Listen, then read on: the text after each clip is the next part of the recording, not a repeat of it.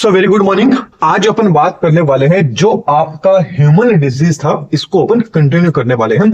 आज अपना इसका लेक्चर रहने वाला है कौन सा, तीसरा लेक्चर रहने वाला है, लास्ट लेक्चर रहने वाला है। इसके अंदर अपन कंप्लीट जो आपकी ह्यूमन डिजीज है इसको कंप्लीट कर लेंगे। आप सबको पता है अपने साइंस का बेस चल रहा है, उसके अंदर सबसे पहले अपन ने बायोलॉजी ली थी एंड बायोलॉजी के अंदर अपन ने काफी सारे जो टॉपिक्स हैं, चैप्टर्स हैं, इनको क्या कर लिया है, कंप्लीट कर लिया है। आज जो मेन फोकस रहेगा, लास्ट अपना टॉपिक रहेगा, वो कौन सा रहेगा, ह्यूमन आपकी डिजीज के ऊपर। तो चलिए देख लेते हैं। अपन ने थोड़ा सा अभी तक क्या देखा था, अपन ने डिजीज की डेफिनेशन देखी थी। इसके बाद में अपन ने देखा था कि भाई जो आपकी डिजीज होती है, जो बीमारियां होती है, वो क्या होती है, दो तरह से हो सकती है। एक तो हो सकती है इनेट, मतलब जन्मजात। एक तो आप बचपन से ही क्या है, बीमारी लेके ही क्या हुए हैं, पैदा हुए हैं, वो तो कौन सी आ जाती है, आपके इनेट डिजीज आ जाती है। दूसरी आ जाती है एक्वायर्ड डिजीज, बोले तो उपार्जित रोग, मतलब आपने जन्म ले लिया, फिर इन्वायरमेंट से आपने क्या ले ली, कुछ ना कुछ डिजीज है, वो डिजीज आपको होगी, वो कौन सी आ जाती है, आपकी एक्वायर्ड डिजीज में आ जाती है। तो जो एक्वायर्ड डिजीज वाला जो पोर्शन था, इस पोर्शन के अंदर अपन ने क्या देखा था कि भाई एक्वायर्ड डिजीज भी दो तरह की होती है। एक तो होती है कम्युनिकेबल, एक होती है आपकी नॉन कम्युनिकेबल।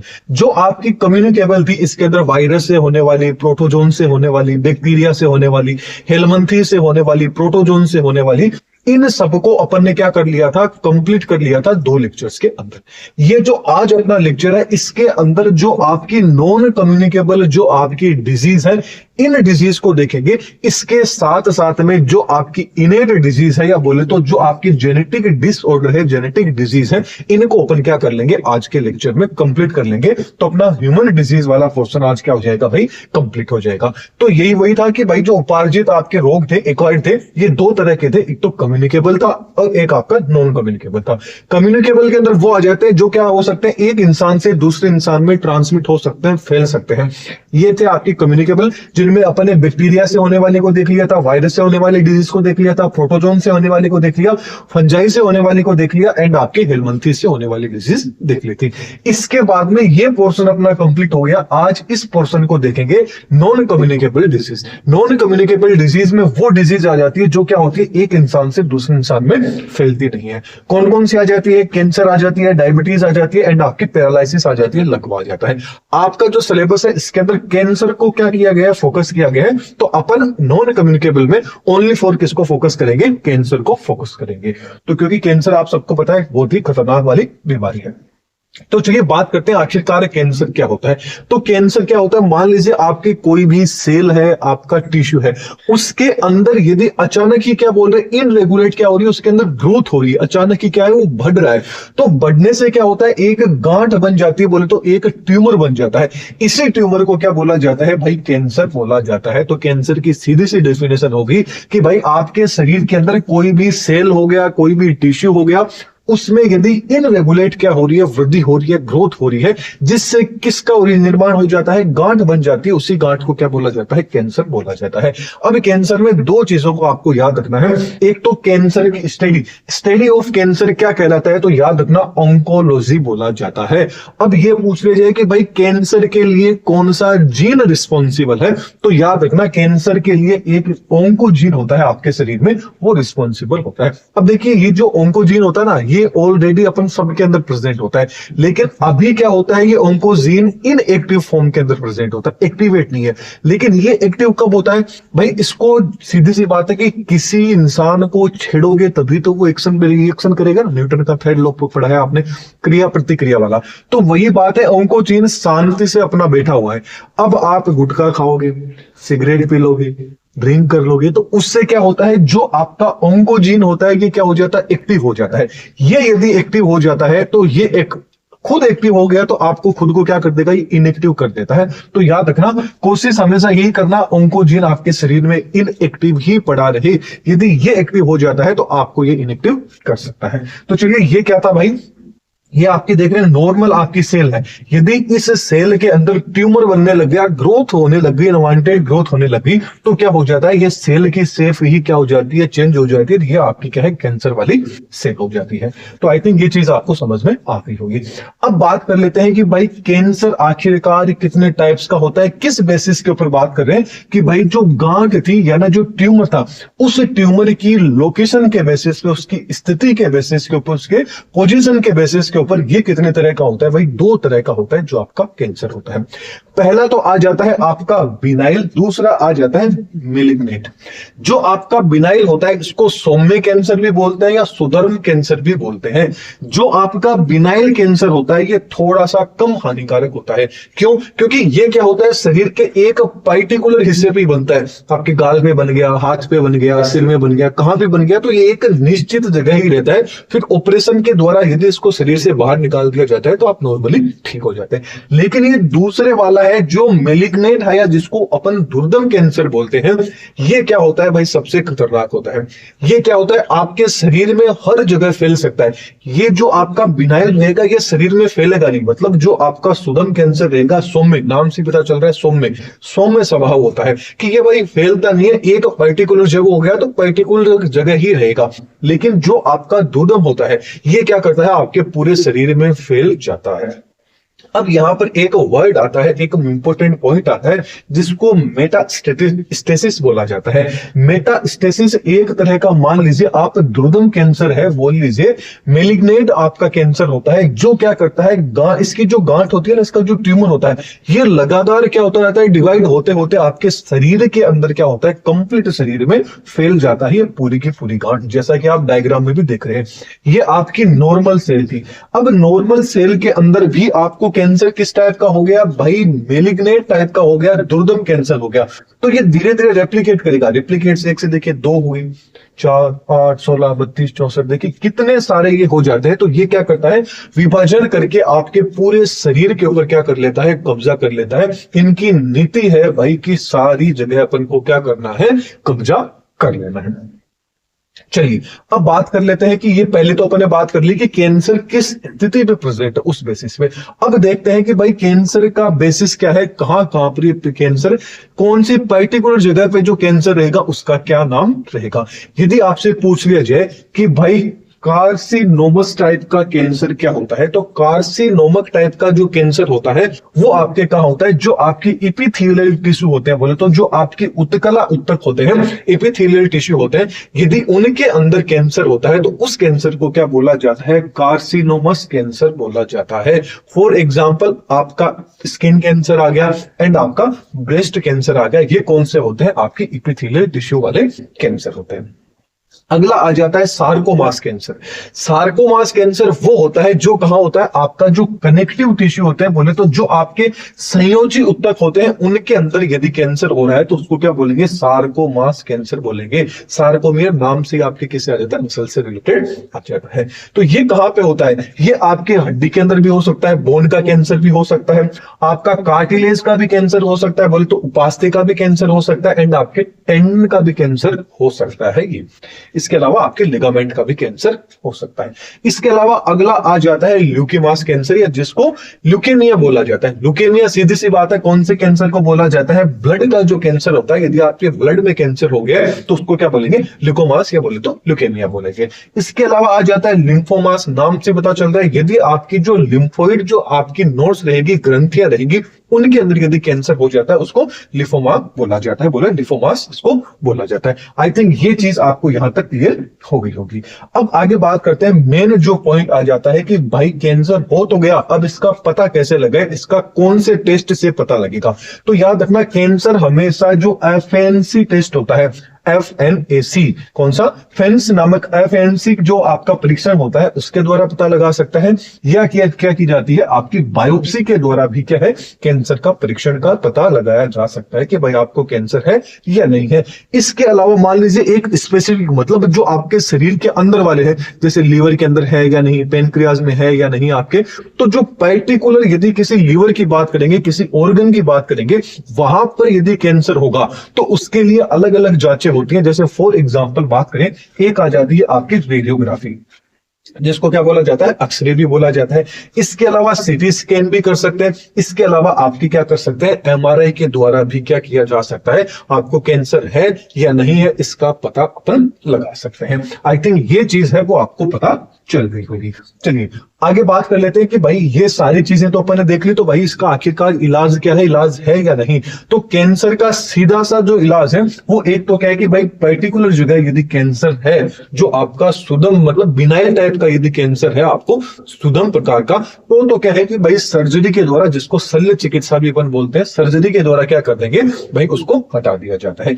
एक आ जाती है भाई कीमोथेरेपी। कीमोथेरेपी में क्या करते हैं भाई, रसायनों द्वारा क्या करते हैं अपन इलाज करते हैं। कीमोथेरेपी में आपको पता है कि आपके बाल सारे क्या हो जाते हैं, उठ जाते हैं। इसके अलावा जो रेडियोथेरेपी है इसका भी यूज किया जाता है। रेडियोथेरेपी भी जो आपकी गामा की रेज होती है, इन गामा रेज का क्या किया जाता है, यूज किया जाता है। जैसे फॉर एग्जांपल बात करें, जो आपका आयोडीन 131 होता है, इसका यूज अपन कब करेंगे, जब आपको थायराइड कैंसर हो जाता है तो उसके इलाज में किया जाता है।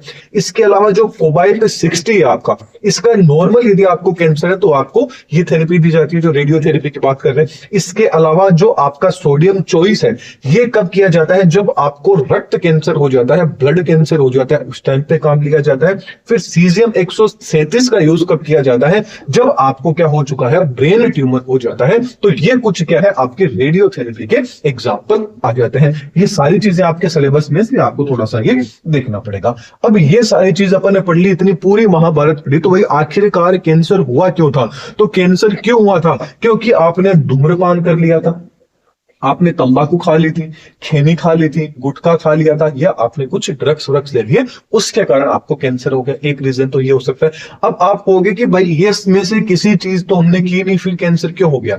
तो भाई इसका भी रीजन है कि अक्सरे विकिरण होती है, उनके द्वारा भी हो सकता है। और आज के टाइम पे यूवी रेडिएशन इतना ज्यादा हो रहा है कि आपको कुछ खाने पीने की जरूरत ही नहीं है, आपको ऑटोमेटिकली कैंसर हो जाएगा। इसके अलावा कुछ आपके हानिकारक केमिकल्स आते हैं, उनके द्वारा भी अपन खा सकते हैं, क्योंकि हर एक चीज में आज के टाइम पे क्या आ रही है भाई, मिलावट आ रही है। ये चीज अपन ने बात कर ली कि भाई जो एक्वायर्ड डिजीज थी, इसके अंदर जो आपके असंक्रामक रोग थे, नॉन कम्युनिकेबल डिजीज थी, इनके बारे में अपन ने बात कर ली। तो ये वाला पोर्शन अपना क्या हो गया भाई, कंप्लीट हो गया। अब जो अपना पोर्शन रहेगा वो कौन सा रहेगा, इनेट वाला रहेगा कि भाई आखिरकार जन्मजात बीमारियां कौन सी होती है। चलिए तो बात कर लेते हैं जन्मजात इनेट डिसीज के बारे में। तो नाम से ही पता चल रहा है, जन्मजात मतलब ऐसी बीमारियां जो आपके जन्म के साथ ही हो चुकी है, मतलब कैसी क्या कहलाती है वो, आपकी जेनेटिक डिजीज या जेनेटिक डिसऑर्डर इसको कहते हैं। अब जो आपकी जेनेटिक डिजीज होती है, या जो जेनेटिक आपका डिसऑर्डर है, ये आपको दो तरीके से हो सकता है।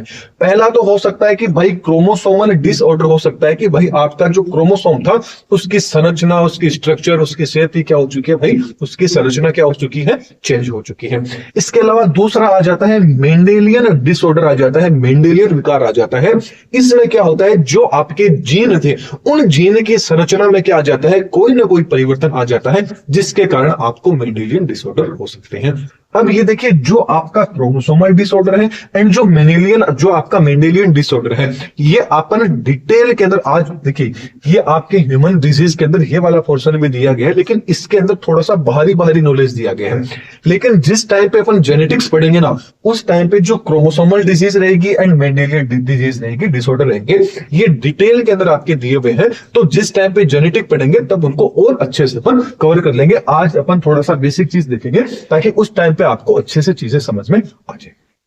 तो चलिए, आपका जो इनेट था, इनेट के अंदर जो जेनेटिक डिसऑर्डर थे, इसके अंदर सबसे पहले अपन पढ़ लेते हैं कि भाई क्रोमोसोमल डिसऑर्डर कौन से होते हैं, क्रोमोसोम के द्वारा कौन कौन से डिसऑर्डर होते हैं। जिसमें सबसे पहला आ जाता है आपका टर्नर सिंड्रोम। टर्नर सिंड्रोम क्या है, तो टर्नर सिंड्रोम होता है, ये एक तरह का आपका सेक्स जो क्रोमोसोम, देखिए आपके शरीर के अंदर क्या होते हैं, 44 तो क्या होते हैं, मतलब वैसे नंबर के अंदर बात कर रहे हैं, 44 तो आपके शरीर में क्या होते हैं भाई, ऑटोसोम्स होते हैं। आप सबको पता है 44 ऑटोसोम होते हैं। दो क्या होते हैं आपके अंदर, सेक्स क्रोमोसोम होते हैं। मेल की बात करें तो XY, या फीमेल की बात करें तो आपका कौन सा आ जाता है, XX आ जाता है। तो 44, 45, 46। तो ओवरऑल बात करें आपके शरीर में क्रोमोसोम की संख्या कितनी होती है भाई, 46 होती है। 46 आपके शरीर में क्रोमोसोम होते हैं। आई थिंक ये चीज आप सबको पता होगी। अब यहाँ पे क्या होता है, जो टर्नर सिंड्रोम होता है इसके अंदर क्या हो जाता है कि भाई जो आपका एक अक्ष क्रोमोसोम था, ये एक अक्ष क्रोमोसोम क्या हो जाता है, कम हो जाता है। और ये जो टर्नर सिंड्रोम होता है ये आपको महिलाओं में देखने को मिलता है, बोले तो लड़की के अंदर आपको ये देखने को मिलेगा। जनरली लड़की के अंदर क्रोमोसोम क्या थे, 44 तो आपके क्या थे, ऑटोसोम थे, और 2 क्या थे आपके अक्ष क्रोमोसोम, मतलब 6 क्रोमोसोम थे जो कौन से थे, अक्ष अक्ष थे। तो यहां पर क्या हो रहा है, एक अक्ष क्रोमोसोम की क्या आ रही है, कमी आ रही है। तो ये 44 ऑटोसोम तो ऐसे कैसे रहेंगे, लेकिन जो आपका एक अक्ष क्रोमोसोम था ये हट जाएगा, तो बोले तो क्या आ जाएगा, अक्ष 0 आ जाएगा, एक क्रोमोसोम की क्या आ जाएगी, कमी आ जाएगी। यदि एक क्रोमोसोम की कमी आ जाती है तो उसको क्या हो जाता है भाई, टर्नर सिंड्रोम हो जाता है। दैट्स क्लियर, आपको पता चल गया होगा। 6 क्रोमोसोम डिसऑर्डर है, केवल महिलाओं में होता है। यहाँ पे क्या होते हैं, 44 अक्ष 0 गुणसूत्र आ जाते हैं। अब इससे क्या होता है कि एक्चुअल के अंदर महिला बनने के लिए क्या चाहिए, 2 अक्ष क्रोमोसोम की चाहिए, लेकिन यहां पर तो एक ही अक्ष क्रोमोसोम है। तो एक्चुअल में ये देखने में महिला की जैसी लगेगी, लेकिन जो करेक्टर्स रहेंगे, जो चीजें कंप्लीट डेवलप होनी चाहिए वो डेवलप नहीं हो पाएगी। जैसे फॉर एग्जांपल, जो महिला के अंदर जो रिप्रोडक्टिव ऑर्गन होता है वो क्या होता है, इनके अंदर जिनको भी टर्नर सिंड्रोम हो जाएगा, अच्छे से डेवलप नहीं हो पाएगा। इसके अलावा इनके जो ब्रेस्ट रहेंगे वो भी अच्छे से डेवलप नहीं हो पाएंगे, ब्रेस्ट चौड़े रहेंगे, एंड क्या रहेगी, जो निपल्स रहेंगे इनके वो काफी ज्यादा दूर दूर रहेंगे। तो ये आपका क्या होता है, टर्नर सिंड्रोम होता है। इसको और डिटेल के अंदर जिस टाइप पर क्या पढ़ेंगे, जेनेटिक्स पढ़ेंगे, तब आपको और अच्छे से चीजें समझ में आ जाएगी। चलिए अगला आ जाता है आपका क्लाइनफेल्टर सिंड्रोम। जो क्लाइनफेल्टर सिंड्रोम होता है ये किस में होता है, ओनली फॉर पुरुषों के अंदर देखने को मिलता है। जनरली मैंने अभी अभी आपको बताया कि भाई 44 ऑटोसोम होते हैं, 2 आपके 6 क्रोमोसोम होते हैं, तो मेल में अक्ष वाई 6 क्रोमोसोम होते हैं। अब यहां पर क्या होता है, जो मेल रहता है इसके अंदर क्या होता है, एक अक्ष क्रोमोसोम क्या हो जाएगा, बढ़ जाएगा, एक अक्ष क्रोमोसोम क्या हो जाएगा, अतिरिक्त हो जाएगा। तो कितने हो जाएंगे, ऑटोसोम तो 44 के 44 रहेंगे, 2 यहां पे क्या होंगे, अक्ष क्रोमोसोम होंगे, एक वाई तो आपका रहेगा ही, मतलब एक एक्स्ट्रा क्रोमोसोम की क्या होगी, यहां पर वृद्धि होगी। कौन से क्रोमोसोम की, अक्ष क्रोमोसोम की वृद्धि हो जाती है। तो इसमें खुद ही देख लीजिए कि भाई एक अक्ष क्रोमोसोम एक्स्ट्रा आ गया, मतलब इस पुरुष के अंदर महिलाओं वाले जो कैरेक्टर्स हैं वो आपको देखने को मिलेंगे। एक्चुअल में तो पुरुष है, लेकिन कैरेक्टर्स कैसे देखने को मिलेंगे, महिलाओं वाले देखने को मिलेंगे। और ये भी एक तरह का सेक्स क्रोमोसोमल डिसऑर्डर ही आपका रहने वाला है। क्यों, क्योंकि आपके 6 क्रोमोसोम में हो रहा है। यदि यहां पर होता तो ये ऑटोसोमल क्रोमोसोम में डिसऑर्डर होता। तो ये किस में देखने को मिलता है, ओनली पुरुषों में देखने को मिलता है। तो यहां पे क्या हो जाएगा, एक अक्ष क्रोमोसोम की वृद्धि हो जाएगी, जिसके कारण क्या होगा, जो ये मेल रहेगा इसके जो रिप्रोडक्टिव पार्ट वाले जो ऑर्गन रहेंगे वो क्या रह जाएंगे, अल्प विकसित रह जाएंगे। इसके अलावा इनके अंदर जो स्तन ग्रंथियां रहेंगी वो भी क्या हो जाएगी, जो ब्रेस्ट रहेगा उसमें भी क्या हो जाएगा, डेवलप हो जाएगा। शरीर के ऊपर बाल है वो कम रहेंगे, क्योंकि पुरुषों के शरीर पे बाल ज्यादा रहते हैं, महिलाओं के शरीरों पे नहीं रहते हैं। इसलिए इसके अंदर एक अक्ष क्रोमोसोम बढ़ गया तो महिलाओं वाले कैरेक्टर आ गए, तो इसके शरीर पे बाल है वो भी नहीं देखने को मिलेंगे। एंड इसकी आवाज भी कैसी रहेगी, महिलाओं के जैसी, स्त्री की जैसी इसकी आवाज रहेगी। अब एक चीज इंपॉर्टेंट पॉइंट ये याद रखना, जिस मेल को भी क्लाइनफेल्टर सिंड्रोम रहेगा उसको ब्रेस्ट कैंसर होने की संभावना है, ये काफी ज्यादा रहती है। तो ये अपन ने बात कर ली क्लाइनफेल्टर सिंड्रोम की। अब अपन बात कर लेते हैं आपका जो जैकब सिंड्रोम होता है, या जिसको सुपर मेल सिंड्रोम बोला जाता है। सुपर मेल सिंड्रोम क्यों बोला जाता है, क्योंकि जनरली आप सबको पता है कि जो मेल होता है उसमें 44 ऑटोसोम होते हैं, एंड क्या होते हैं, अक्ष वाई करके क्रोमोसोम होते हैं। तो जो मेल को जो मेल बनाता है उसके लिए रिस्पॉन्सिबल कौन सा क्रोमोसोम रहता है, वाई क्रोमोसोम रहता है। तो जो आपका सुपर मेल रहेगा जिसको जैकब सिंड्रोम बोलेंगे, इसके अंदर क्या होता है, एक वाई क्रोमोसोम बढ़ जाएगा। तो जनरली क्या हो जाएगा, इस तरह की स्ट्रक्चर है वो आपको सुपर मेल के अंदर देखने को मिल जाएगी। क्रोमोसोम की संख्या ये हो जाएगी। मतलब यहां पर क्या होता है, ये भी एक तरह का 6 क्रोमोसोमल डिसऑर्डर है। ये केवल किसमें देखने को मिलता है, पुरुषों में देखने को मिलता है। इसमें एक वाई गुणसूत्र होता है, उसकी संख्या क्या हो जाती है, बढ़ जाती है, जैसा कि आप यहां पर देख पा रहे होंगे। ये चीज आपको समझ में आ गई। सॉरी, यहां पे क्या है आपका 44 रहेगा। चलिए यहां तक आई थिंक चीज आपको समझ में आ गई।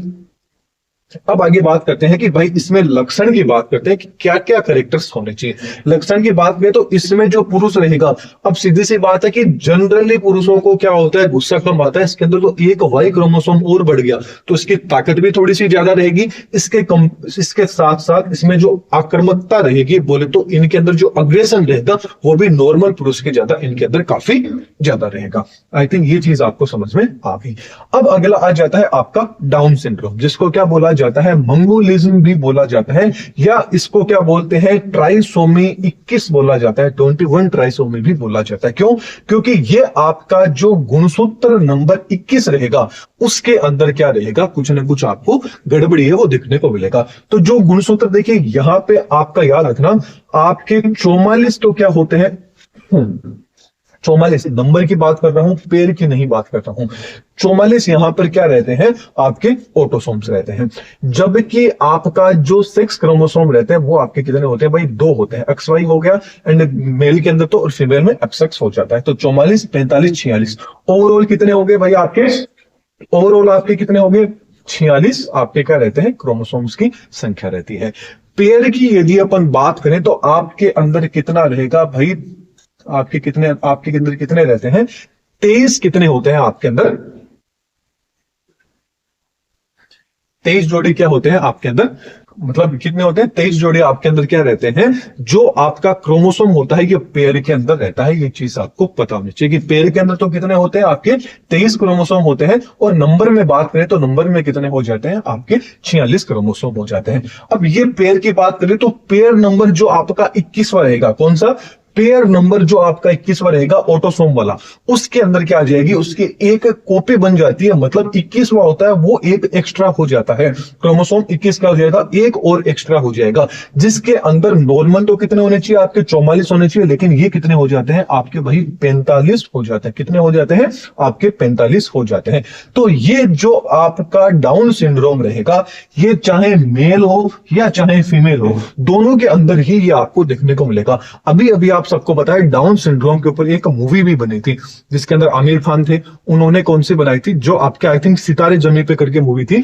उस मूवी के अंदर डाउन सिंड्रोम के ऊपर उस मूवी को क्या किया गया था, फोकस किया गया था। क्यों? क्योंकि यहां पर क्या होता है, जो आपका ऑटोसोम होता है, यहाँ पे एक ऑटोसोम बढ़ जाता है, नंबर उसकी क्या हो जाती है, कॉपी हो जाती है। कौन सा ऑटोसोम, ट्राइसोमी 21 के नाम से पूछा जाता है। तो मेन चीज याद रखना, पूछ लिया जाए ट्राइसोमी 21 के कारण कौन सी डिजीज हो सकती है, तो वो आपकी डाउन सिंड्रोम या मंगोलिज्म हो सकता है। इसके अंदर क्या होता है, जो जनरली जो बच्चा रहेगा वो थोड़ा सा बोना रहेगा, उसकी जो शरीर रहेगा वो काफी हट्टा कट्टा, काफी मोटा भी हो सकता है, बोना भी हो सकता है। आंखें थोड़ी सी क्या रहेगी, आप देख रहे हैं तिरछी, चाइनीज वाले होते हैं ना आंखें, ऐसे चाइनीज आंखें होती है, ऐसी क्या रहती है, इनकी आंखें रहती है। इसके अलावा इनकी जीभ मोटी होती है। क्यों जीभ मोटी होगी, तो सीधी सी बात है बोलने में भी क्या आएगी, इनको प्रॉब्लम आएगी, समस्या आएगी। थोड़ा IQ लेवल नॉर्मल इंसान के कंपेरिजन में थोड़ा सा कम होता है, और चेहरा एंड जो नाक होता है ये भी थोड़ा सा फ्लैट होता है, थोड़ा सा चपटा होता है। चलिए अब आगे आ जाता है पटाऊ सिंड्रोम।